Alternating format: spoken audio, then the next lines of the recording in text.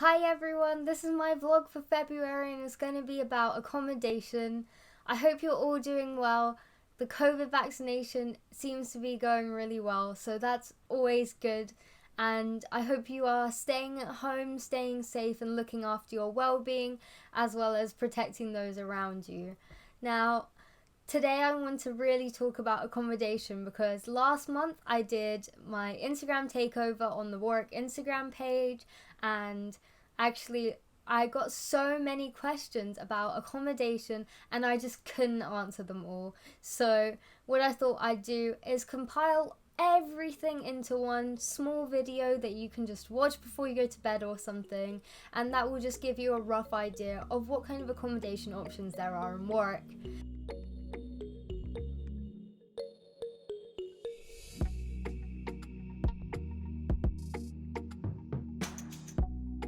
Warwick is currently stating that if you apply for accommodation and you firm Warwick, so make Warwick your first choice for your UCAS applications, then you'll be guaranteed on-campus accommodation next year, which is a really good thing, I think, because on campus is where it all happens and it will be a lot easier and it's easier to make friends, so I think this is what most people tend to do. But that's definitely something you should look into and I definitely think it's worth it. So without further ado, let's get into this video. So here is the Warwick student accommodation page. It actually includes undergraduate and postgraduate students, so I'm going to focus on the undergraduate students for now. It tells you all sorts of useful information, so you can find out about the different halls of residence, what it's like to live off campus, how to apply, all those important things, and also has a residential handbook for the kind of things that you might want to think about as you move into your own home. The other thing is to find out about on-campus life and what that's like. This includes finding out about insurance. So obviously you probably have valuable items that you want to take with you to university, and Warwick has insurance on some of those items, so that's useful to look into. There's also the issue of laundry, so I guess some of you won't have done your laundry before, so that might be something to think about, whether it's close by. I know some accommodations actually have laundry facilities in their buildings, whereas others you have to go to the laundry room.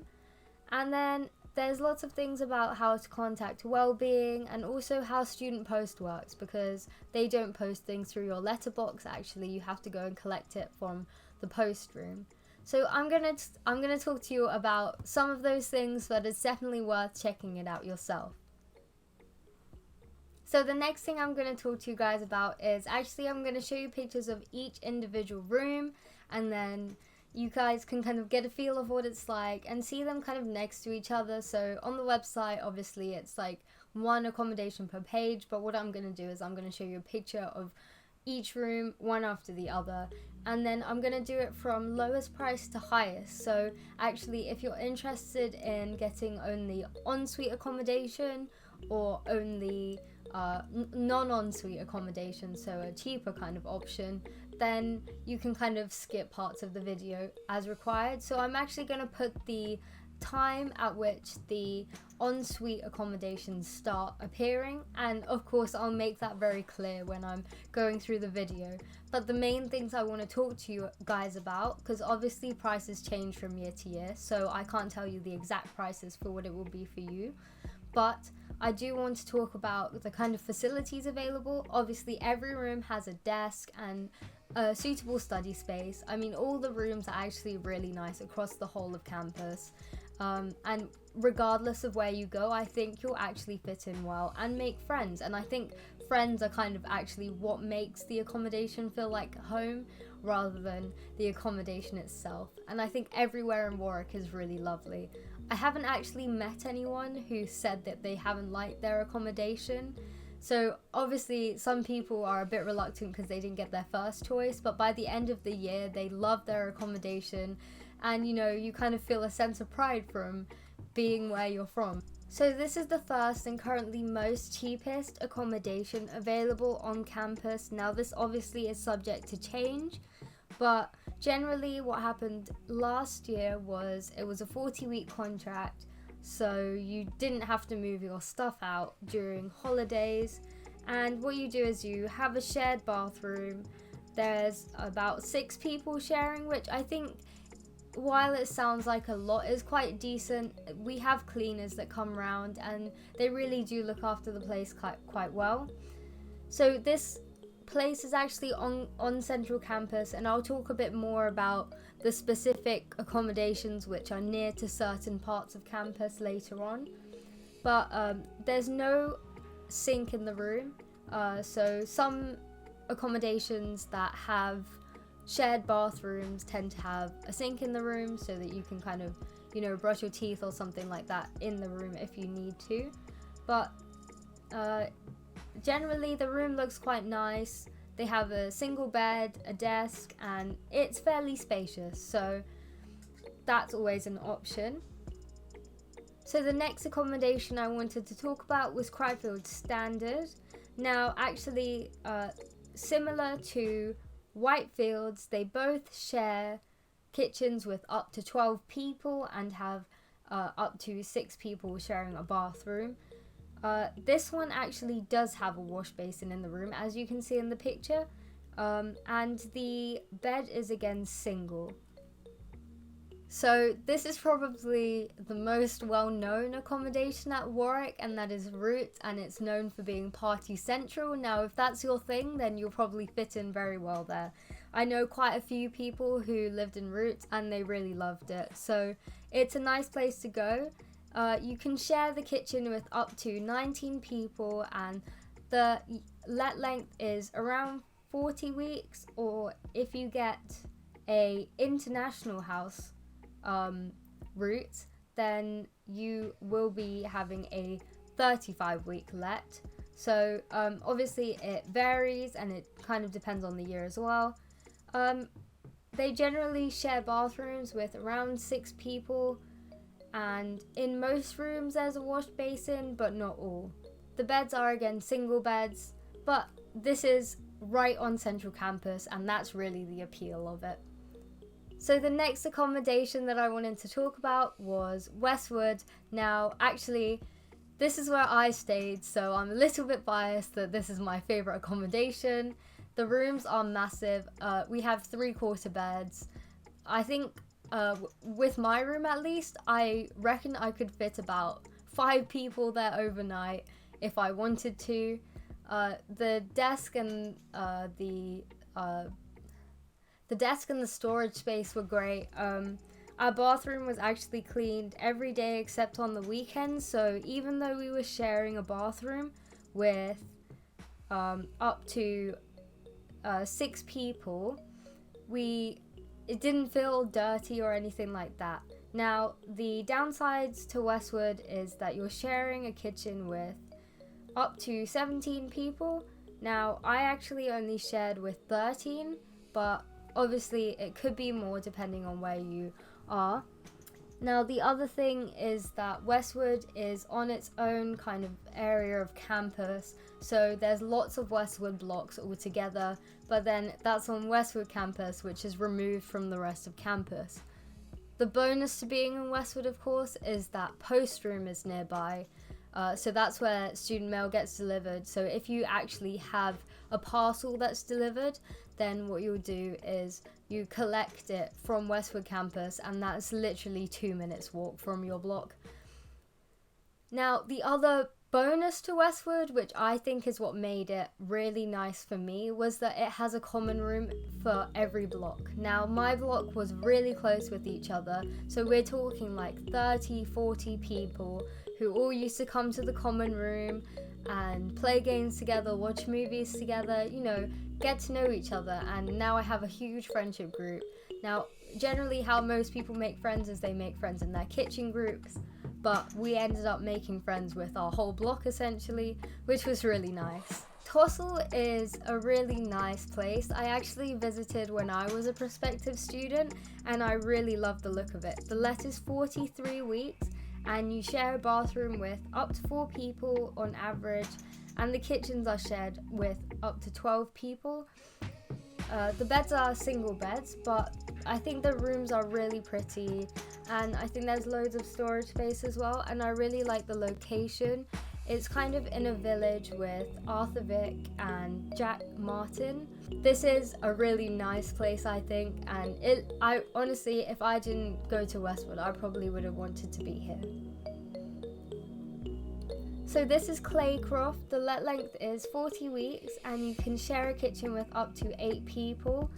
Average student sharing a bathroom is 2. So it's almost like an ensuite kind of thing, but you're sharing. So if that's something you're interested in, this will be really good for you. Now there's no wash basin in the room, but the bed size is single. And honestly, I don't think you need a wash basin anyway because you're only sharing with another one person. So obviously, as you can see, all the rooms are a really decent size and they all kind of have the same facilities. I mean, I think you've seen this wardrobe cropping up a few times and the nightstand and stuff like that. So it's really nice. All of the accommodations are really nice. So that's the end of the non-ensuite rooms. Obviously, some of them have wash basins and others don't. Now, the price range for these can be anything between $4,000 to maybe $6,500. So obviously this might change, but that's kind of a rough idea of what prices you're looking at for a non-ensuite room. Now, if you want an ensuite room, an ensuite will obviously include in the room space listed and includes a bathroom which has a toilet, a sink and a shower. So they're all very nice bathrooms. I think everything you would look for, and they can range in price from maybe $6,000 plus. So I think the most expensive at the moment is over $8,000, which is what you could be looking at. So again, this is all going to be in price order. So the least expensive ensuite is going to come first, and then we'll end with Bluebell, which is the most expensive ensuite.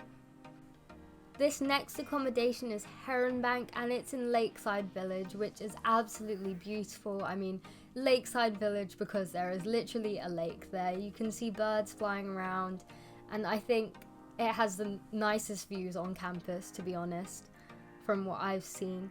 It's actually an ensuite and you share the kitchen with up to 8 people.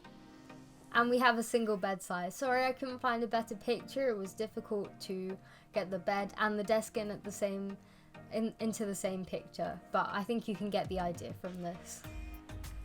So this is Lakeside. I think it's one of the most beautiful places in campus. As I said, one of my friends actually lived here and I thought his room was really lovely. They actually technically have the biggest rooms on campus, but that includes the bathroom.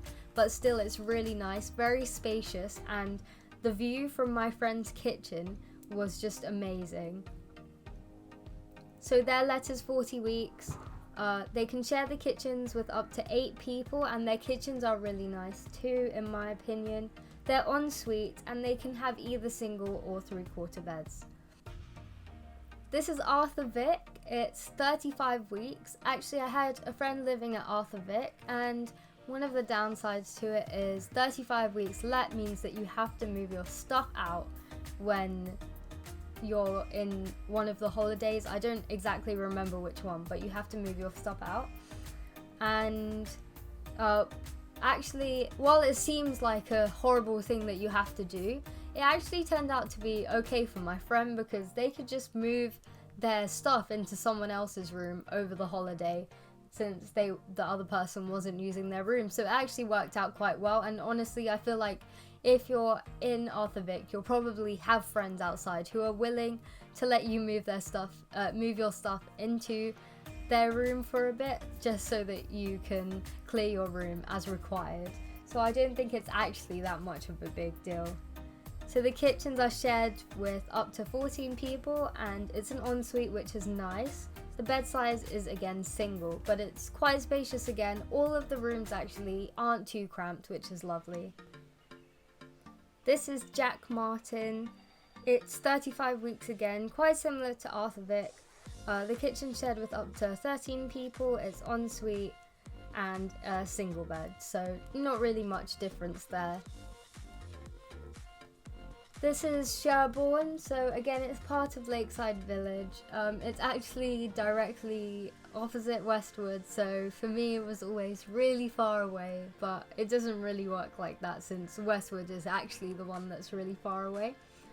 But the let for Sherborne is 40 weeks, and the kitchens are shared with up to 12 people, and it's an ensuite again, single beds. So quite a nice room, quite spacious again.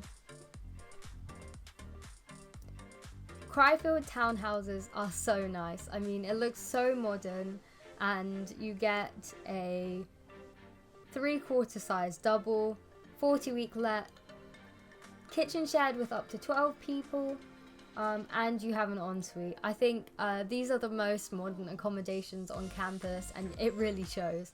I think they're really nice. They look really nice. So that's always something to think of, whether you'd prefer to live in a really modern place or you're alright with kind of the standard looking older rooms. This is the last accommodation that I'm going to talk about today because it's the last accommodation available on campus, and actually you might have heard of this one as well. This is Bluebell. It's currently the most expensive accommodation on campus, but you can really see why. The actual corridors are beautiful in themselves. I mean, I remember looking from outside into Bluebell and they just have neon blue lights lining the corridor, which is amazing. So their let is 40 weeks and they're on central campus next to Roots.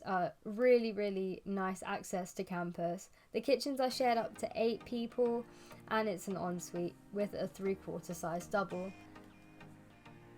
So I really hope that you guys found this useful.